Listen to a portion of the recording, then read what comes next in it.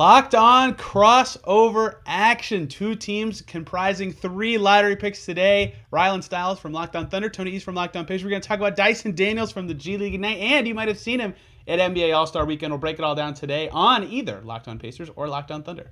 You are Locked On Pacers, your daily Indiana Pacers podcast. Part of the Locked On Podcast Network, your team every day.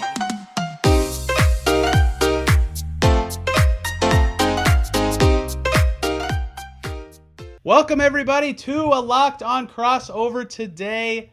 We're doing a crossover between the Pacers and Thunder, and we're not talking about either the Pacers or the Thunder directly here on the Locked On Podcast Network. I'm Tony East, the host of Locked On Pacers. He's Rylan Stiles, the host of Locked On Thunder and Locked On Royals, and a coverer of the G League Ignite. We're going to talk about Dyson Daniels. Rylan, do you love Dyson Daniels? How do you feel about him as a potential top 10 prospect in this mix?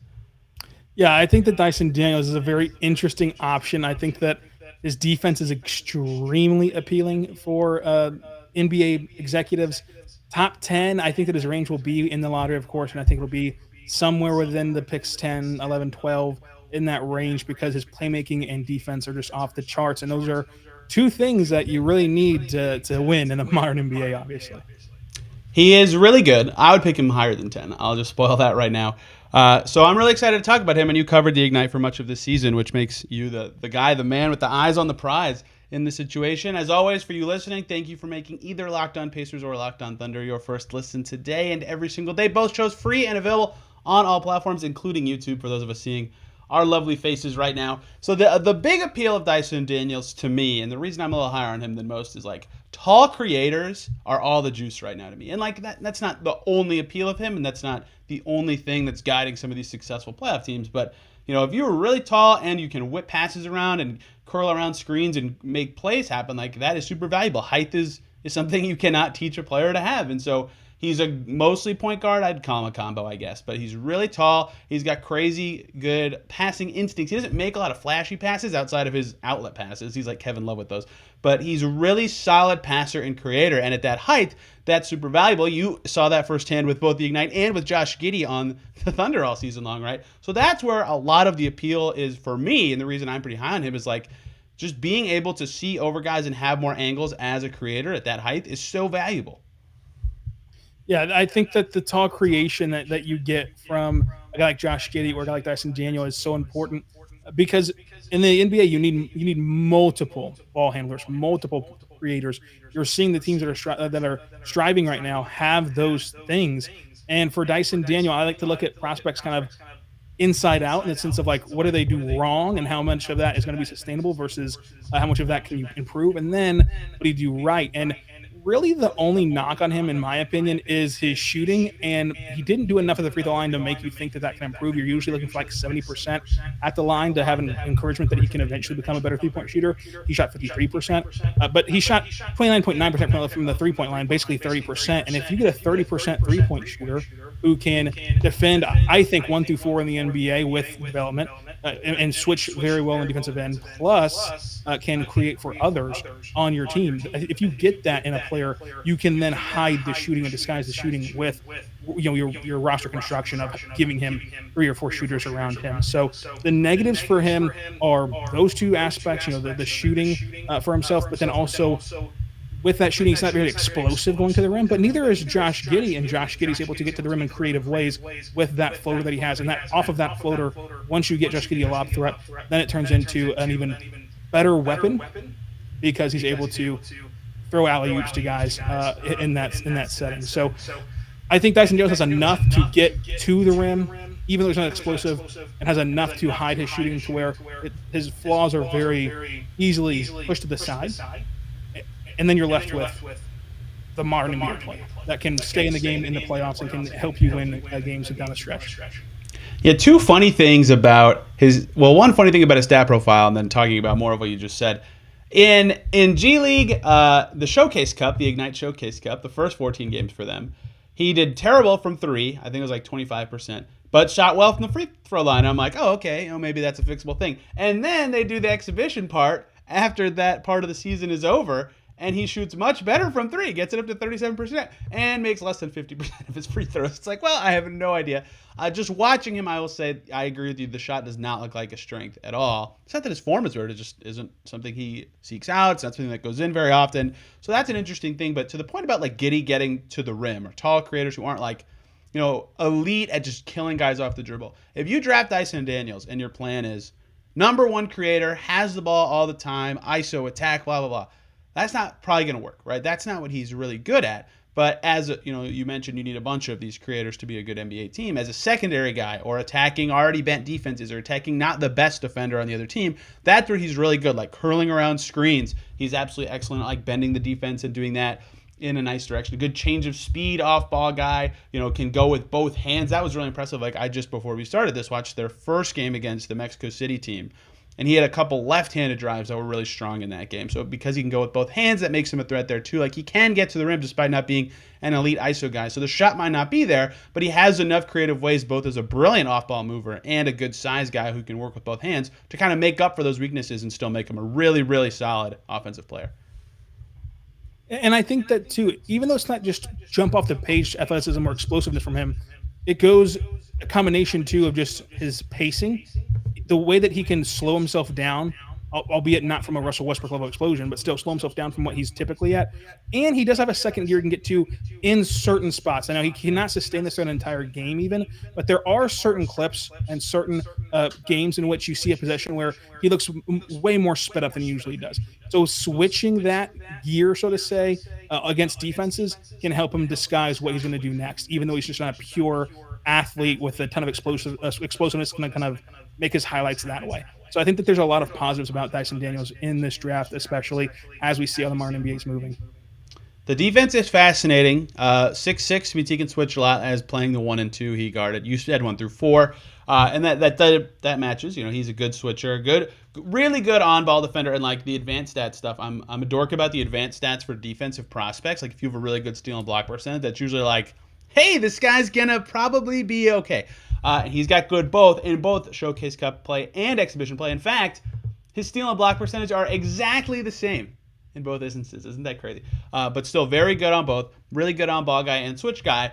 The knock on his on-ball defense, if he is going to switch to fours, he's less than 200 pounds, right? So at 6'6", like, yes, he's very tall. He'll be great on the perimeter, but if he ever has to defend inside 15 feet, he's going to have to get much stronger, as every prospect ever has had to do when they reach the NBA. But that's one part where you worry a little bit about the switching, but that's where I kind of separate him from people who have him like 10-9 in this draft. I probably am going to have him like 7 or 6, TBD. It's still early in the process for me, but because I'm high on that defensive part, that makes his floor like enormous to me, because a guy who can dribble and create and defend and switch like in the NBA today, I'm like, oh my God, this is great. So the defense was what really stood out to me, especially on an Ignite team where you're playing against pro-level guys in the G League all the time.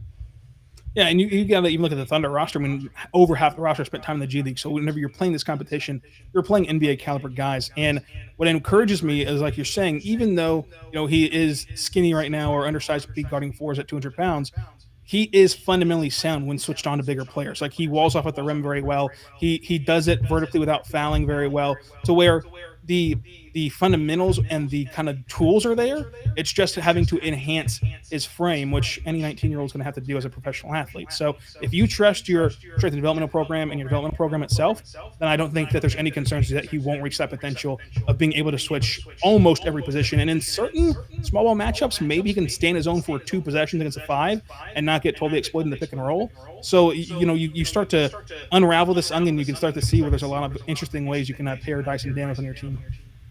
The other big pro, just not even from a skill perspective from him, but just for like as a prospect, is his experience playing for both the Ignite against pros. Like you just said, he played semi-pro and NBL 1 before even coming to America. He's played for the Australian men's national team already. Like, his resume compared to other prospects is like, oh my God, this guy looks way better. And again, I'm talking to the guy who covered Josh Giddey all season. You know exactly how the Australian jump kind of works. But that stands out to me as like, you're not evaluating this guy versus, like in Shaedon Sharp's case, U18 games against like kids still in high school, or, against college players who aren't as good, or like mid-majors. Like, he played against pros his whole growth cycle, and that's really appealing to me. And from everything that I've heard, the Australia basketball circuit is truly a tight knit group to where everyone wants to see everybody succeed, and they just throw you into the fire, and they're hard on you and they grind on you.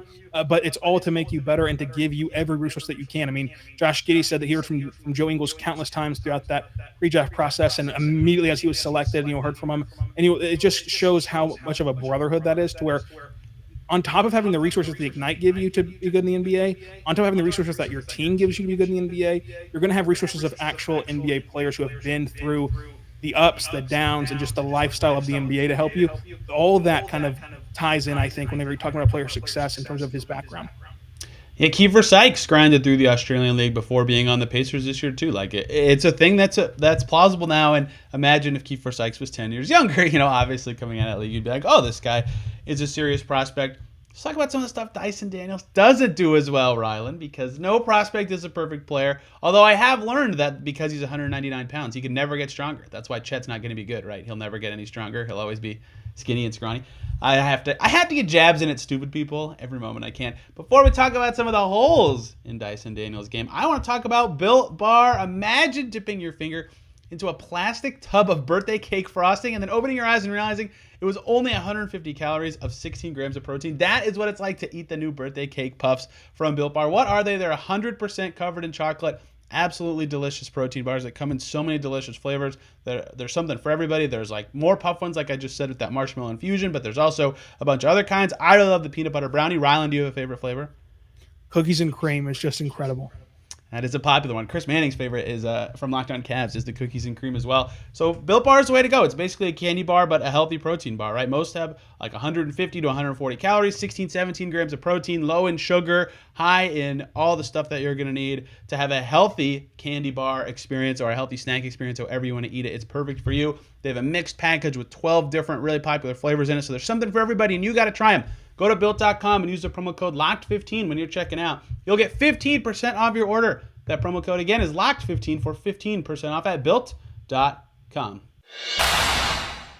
Thank you, everybody, for making either Locked On Pacers or Locked On Thunder your first listen every single day. For your second listen, just switch the shows. Hop on over to the Thunder side, hear Rylan's take on all these draft prospects, because we're doing similar topics these days, as the lottery is in 4 days now from when this show comes out. It's crazy how quick that's sneaking up. And, of course, Locked On Pacers can be your second listen if you're coming from the Thunder. Lots of draft stuff over here as well. So I talked about advanced stats earlier and his really great steal percentage and block percentage for Dyson Daniels. Let's talk about another advanced stat. That is turnover rate. Yikes. And 19.7% turnover rate for Dyson in exhibition play, 18.4% in the Showcase Cup. And I started with the advanced stats. I should have just started with the film, but his handle's pretty tight, but he does kind of dribble it off his body a lot, and he's susceptible to swipes, and he is a crafty passer at his height, but he does throw some not so great passes. That is the biggest wart in his game to me right now, is the decision making and the cleanliness of just keeping it all together. He coughs it up a lot. Yeah, we're complimenting him for kind of walling up the rim really well and kind of doing the right things on defense very well, despite his size. It's kind of the opposite as a playmaker. He does panic a bit whenever you throw a second guy on him. His handling in an open gym would be fantastic and blow us all away. But whenever you're trying to drive to the rim and you not only have your defender on you, but somebody guarding a guy at the corner that can swipe his long, lengthy arms and swipe the ball out from you, he then panics in that scenario as well. He's not as a pure playmaker, and I should say more of a polished playmaker. That's what I was looking for as Josh Giddey. Josh Giddey steps into the league, and he's an elite playmaker from day one. I think that Dyson Daniels has that potential to be a very high-end to elite playmaker, but I do not think it'll be as a smooth transition as Josh Giddey's was. I think that he will struggle a lot in this area, and if you're drafting him, you have to feel comfortable and confident enough in your bonus system to allow him to grow in that environment of, this is a guy who's not going to shoot very well, this guy's going to turn the ball over a lot, and those two things do not sound like a recipe for Carlisle, I might add, but you're going to let him be a guy that handles the ball with a lot of turnovers and can't shoot, and is able to make up for on the defensive end and just has to grow through those struggles. Yeah, I agree with all that, and look, he can navigate a pick and roll. It's just that one of every four of them, he's gonna make a little error right now, and that's not good. That's what's holding him back from being a much higher rated prospect, despite me liking him still quite a bit, and that's something he'll definitely have to work on if he's going to be that secondary creator in the NBA. The primary creator can turn it over, right? They're allowed to. They're the one trying to make all the plays. The secondary guy's got to be much cleaner with the ball, and that seems like a more natural fit for his role at the pro level. I don't think he'll ever maybe reach Josh Giddey's level of playmaking. Like, there's a pretty good chance that never happens, and the turnovers are a big reason why. The second thing that stood out to me as a weakness, and feel free to jump in if you have anything that I'm just saying that seems extremely stupid. Free throws. Not shooting them specifically, although that is a problem. Getting to the line at all, right? An efficient play, getting to the free throw line, maybe not in his case, but he can kind of get into the lane. And I want to add this to the turnovers while I'm thinking about it. When he gets in the lane, sometimes he does this thing a lot of young guys do. Aaron Holiday had this problem with the Pacers. They jump in the lane because they think they can shoot or have a pass, and then they realize it's cut off, but they don't have a backup plan, but they're in the air, so they have to do something or they're just going to travel. He does that a lot. That is a big percentage of his turnovers, but that also is something he does that does not allow him to draw fouls. He's not great at getting to the line, and so for guys going to struggle shooting, potentially out of the jump, getting to being an efficient player might be a little tough just because it's going to be a little harder for him to get to the line as well. And that's where I think that his offensive game takes a massive hit, is because I talk about this all the time on Locked On Thunder. The difference in points per game is your free throw attempts. What took SGA to the next level of being a 25-point per game scorer was him getting to the line more. And that's the case for going from 10 points to 15 points, 15 points to 20, and so on and so forth, to where this is a guy who can't shoot threes and doesn't project to shoot threes. Of course, he's still young and technically could, but we have no data point on that that suggests he can shoot threes in the future. This is a guy who does not finish extremely well at the rim in general and struggles to get there with his explosiveness. So if he can't do any of those things and can't get to the line, where are the points coming from? And if you have one guy who can't score the basketball on his own, that's fine. But then if you add another one in the future, that's where things start to unravel. And that's where it gets interesting for the Thunder when you discuss Dyson Daniels as a pick for the Thunder, because Josh Giddey's focus on offense is to set others up, not to score himself. If that's the same focus for Dyson Daniels, you have now 2 of 5 players on the court who cannot score for themselves. And now you have only SGA can score in isolation, Dort can knock down a couple threes, and then whoever else you get at the top of the draft, and so on and so forth. So that's where whenever you're thinking about the draft, it's not just a player in a vacuum. In a vacuum, I'd really like Dyson Daniels. It's how they fit in an ecosystem. And for the Thunder specifically, I'm not sure how that's going to work out.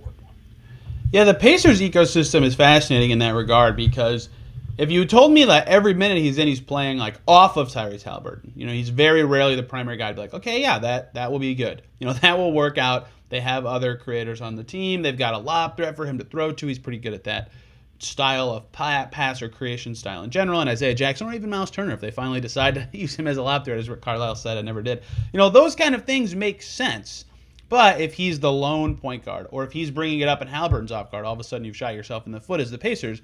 And teams change a lot in the NBA. I don't want to be like, well, if he doesn't fit with Halliburton, he's a useless pick. Get him out there. Whatever. Your team's going to change a million times in the next 10 years. But that kind of stuff certainly matters, and having him in the right role certainly matters. And while I do think his floor is very high, and that pushes him up the rankings for me, his ceiling might not be as high if he can't get one of free throws or threes, right? Then he's just kind of locked into being an elite connecting player, which is a good player. Like, he's probably starter level to me. That's why I have him inside the top 10. But it's hard to get above that in that role, if that makes any sense. Yeah, and it just comes down to like how you evaluate your team right now. Like for the Thunder, you're evaluating your team based on Josh Giddey and SGA, and whatever, however the roster terms over past those two is whatever. But whenever you're looking at Dyson Daniels for the Thunder and SGA and Josh Giddey, SGA has to have a certain number of isolation opportunities. That's where he's going to make his bread and butter. That takes away Dyson Daniels' playmaking ability, which is the only thing he's going to thrive at in the immediate future that we can project to be elite in the future. Josh Giddey, he is already an elite NBA playmaker, and he's in year 2.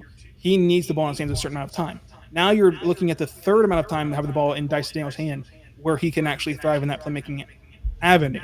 What does he do past playmaking? Is he going to be a really good cutter in the NBA? It seems like he could, but let's see it in an NBA game, and obviously you can set it for any prospect. But now you're moving the goalposts back and back and back on how he's going to fit with a specific team. But as a just prospect, I really like Dyson Daniels' game, and I think he's a top 12 guy.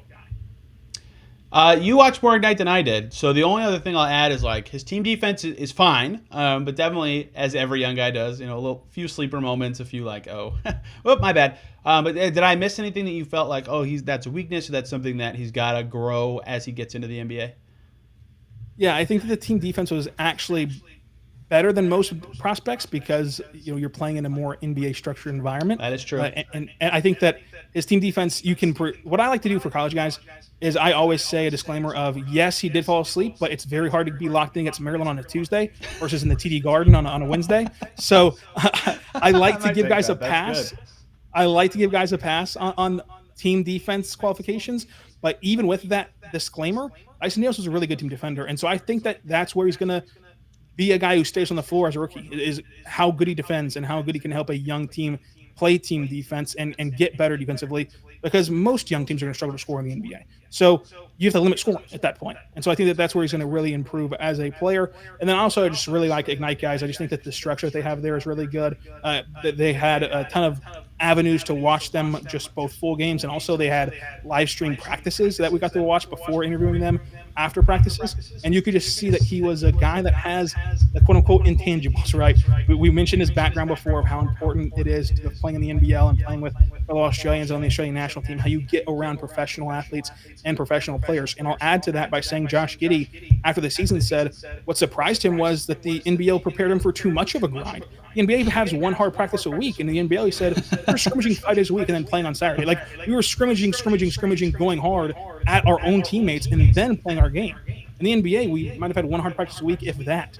And so he's going to be prepared for the duration of an NBA season because of Ignite, because of the NBL, because of the national team, more so than other college athletes will be right out of the gate. So that's not something to teach him and hope that it sticks, because some guys you're going to have to try to teach them that and they're not going to get it, and they're going to fall out of the NBA because they just cannot deal with the ringer of playing in the NBA. This is not one of those kind of guys. So there's a lot of benefits to drafting a professional 19-year-old who now all you have to do is install better technique in and better framing on. That's easier to do than having to teach everything under the sun.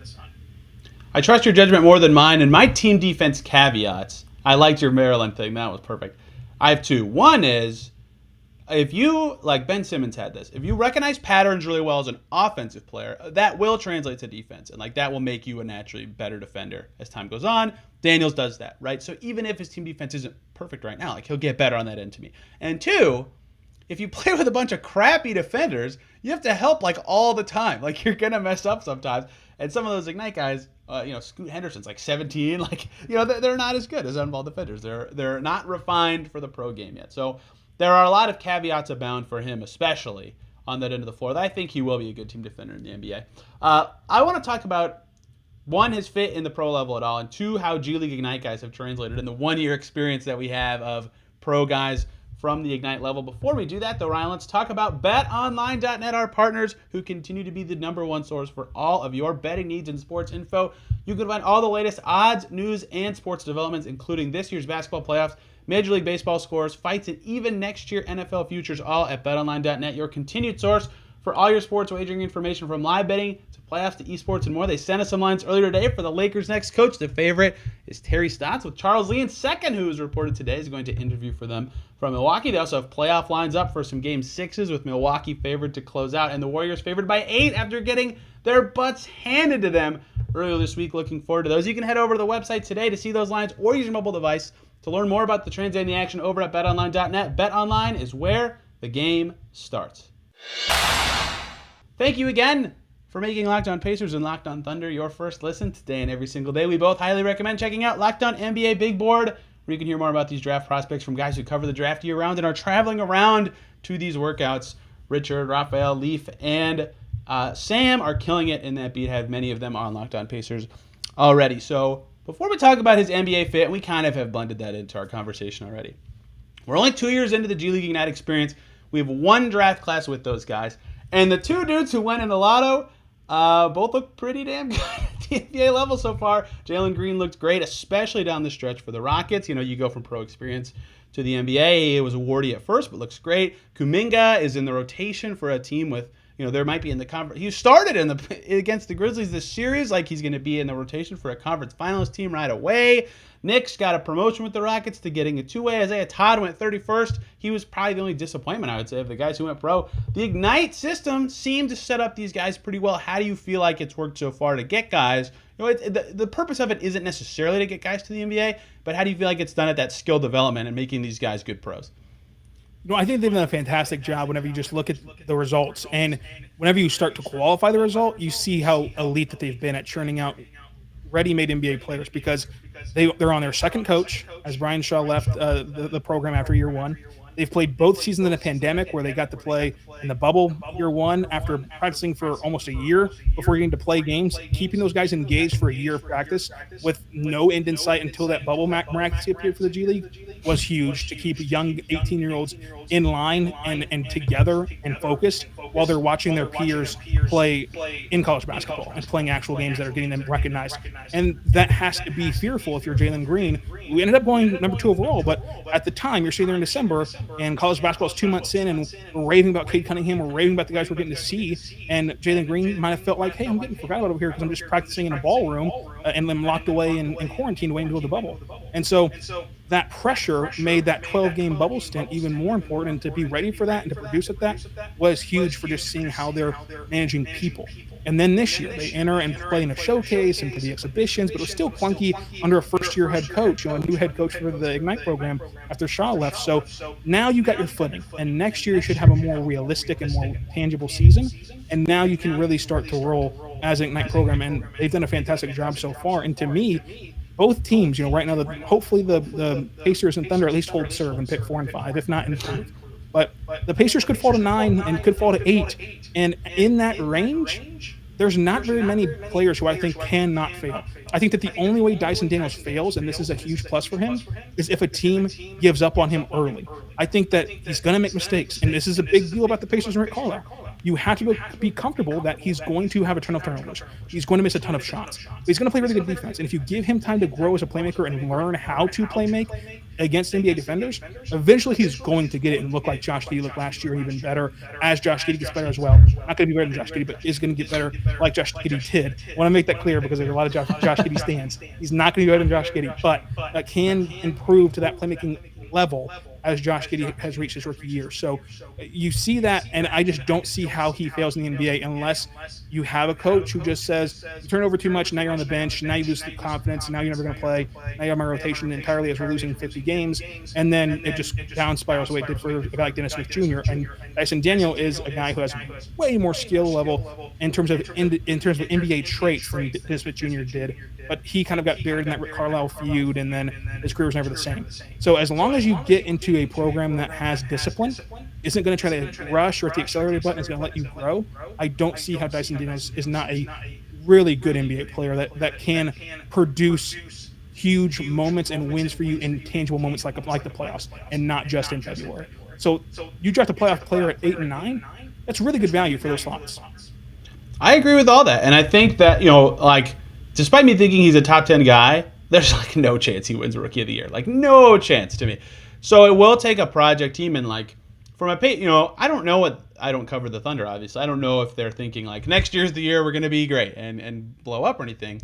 But the Pacers, for all of time, have never wanted to be bad. They are probably going to try to get much better next year. I don't know how much, but better to some extent. That might not be the best ecosystem for a guy like Dyson Daniels if they are trying to get Miles Turner back out there, get Brogdon back out there, get some other pieces, insert their pick into a team that already has, a third-year guy in Halliburton, a second-year guy in Duarte, and whoever they pick in the top 10 in the rotation. That's going to be a warty team. So, if they want to be better, they need to pick, maybe a higher, an immediate guy. And I still think Daniels has a high floor, but not immediate contributor level. And no one is an immediate contributor. But, that might scare them away. And Carlisle, I agree with you, has not conventionally been a play the young guys kind of coach. He has had Luka change his mind a little bit in recent seasons, and Duarte. He played Duarte all the time. So I think he might Duarte was collecting Social Security, so that's that's different a little bit, I think. But It is.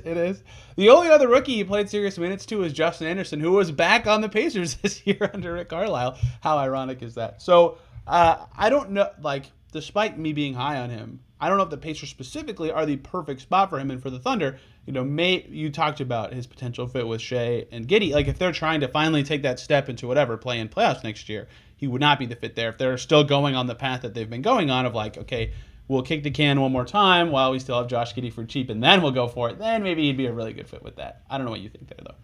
Yeah, I think the Thunder, like whenever they make that move, will be like 2023. So I think next year will be a lot of the same. I mean, I think that with four top 35 picks in this year's draft, it's going to be hard to be just outright terrible. But they're also not going Sorry, to go for the can the playoffs. Thunder even fit in 4 top 35 picks?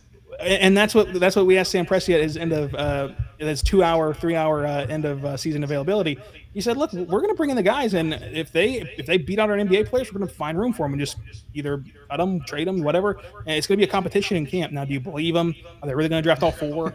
Probably not. But he seems comfortable doing that if his guys are there. And so I think that they're going to be better next year. Not going to be a playing team next year.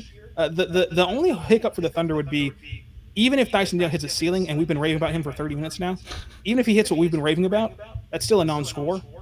And Josh Giddey projects to be a non-scorer. Now, Josh Giddey can improve. He's going to work on his jump shot this summer. He's already said that with the Thunder coaching staff, with Mike Wilkes of the Thunder coaching staff. He's going to work on his jump shot all summer long. Maybe Josh Giddey turns it around as a shooter and becomes a scorer. That's 2 of the 5 non-scorers for your core of a hopeful title team eventually. That usually doesn't work out very well, but it could in this instance. That's kind of the only hiccup. But yeah, I think that the Pacers want to go for it. As much as we've been loving up on Dyson Daniels today, I don't see him developing enough this specific season to be in even a playing or playoff rotation, like Jonathan Kuminga found his way in. I think that he eventually will get there, and eventually will be a player that wins you playoff series and helps you connect the dots, but not this season. So if that's what you're looking for, there's other high floor but low ceiling options, unlike Dyson Daniels, who has I think a higher floor than people give him credit for, but also a very high ceiling. It's weird because like the Daniels team is one that probably has 2 more years at like a lower level. Like the Rockets make a lot of sense, but their pick floor is like 6, so they're probably not going to pick him. And maybe the Magic, but their pick floor again is like 7. And then every other team in the lottery is kind of like, well, we want to be good kind of soon again, right? So like it's kind of hard to find that perfect home for him in that range. Like maybe the Wizards trade Beal and finally go that route, then they would be a pretty good fit alongside young guys they already have. But most of the rest are thinking play in, playoff something next year from basically like 5 through the end of the lottery. So outside of the Thunder with their second lottery pick. So it'll be fascinating to see where Daniels ends up in this draft because of, like we said, wherever you fall on the floor ceiling thing, the time it will take for him to grow is really interesting, especially in the league right now. It's so weird. Like this is unrelated to what we're talking about. But it's really unique NBA right now in the number of teams that are going for it and think they're close to being a contender. It's very rare. Like only 5 teams with cap space next year. Most teams think they can make that play, and the plan has really changed this ecosystem. So for a guy like Daniels, it's a fascinating draft in that you're kind of like, oh crap, this is not the year to be the player of my prototype necessarily. Yeah, and that's where Sam Presti said after the season, where the NBA is trying to pull every team to the middle. In their ideal world, every team would be in the exact middle. We're trying in the Oklahoma City to not go to the middle and go from the bottom right to ascending to where we could win a championship if you got into the dance. So the goal for the Thunder is not to play in or the bottom half of the playoffs. That's not the achievement it would be for, say, the Kings, who haven't been there in 21 years. And maybe that happens to the Thunder in 21 years. Who knows? But for the Thunder, they're looking at just not going all in. Like they could theoretically trade in pick 20, pick 30 and pick 12 and get a guy who can play in the NBA tomorrow and help the Thunder get to the play-in the West. They could do that. They have the assets to build a team like the Bulls built this last I think season. I know a team that would take that deal. Right here. Yeah, exactly. They had the team to just get into the playoffs if they wanted to get in, but that team at that point would not be sustainable, and then you likely would not, get to keep all of those guys that you trade these chips in for. So it's just a slippery slope argument here, where the Thunder are still in talent accumulation mode, and they just need top end talent. They have a lot of guys who can be in a playoff rotation on their roster right now. Jeremiah Robinson-Earl, Trey Mann, and so on and so forth.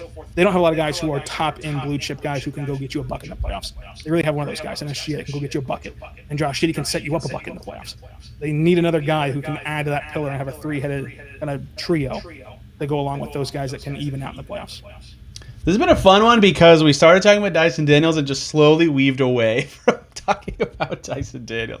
But as these prospect things go, you kind of get into NBA philosophy because that's the draft. The draft is more than the draft every year, especially for teams picking in the top whatever these 2 teams end up at next Tuesday. Like it represents your future. It could change every single thing about your franchise and the decisions made. And that's why these discussions end up weaving into how your other players fit around them, how your team is actually building, how other teams are actually building. Matters so much in these discussions. Rylan, It was very fun to talk to you. I was going to say thank you for the time, but you're not a guest on my show or on each other's show. So it was very fun to talk to you. I'll let you go first, where people can hear you and follow all of your awesome work. Always a fun time. You can follow me on Twitter at Rylan_Stiles. Follow the show on Twitter, Hello Thunderpod. Also check out thundersanddanges.com. Tony, thanks for having me on, buddy.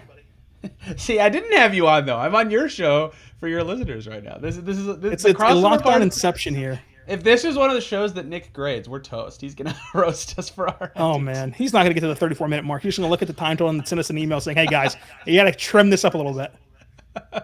I'm on Twitter at TEastNBA, babbling about the Pacers and the Indiana Fever of the WNBA, and of course, lots of draft content over here as well for you Thunder fans who are looking for more. Thank you all for listening. Have a great weekend, and I think both of us will see you on Monday.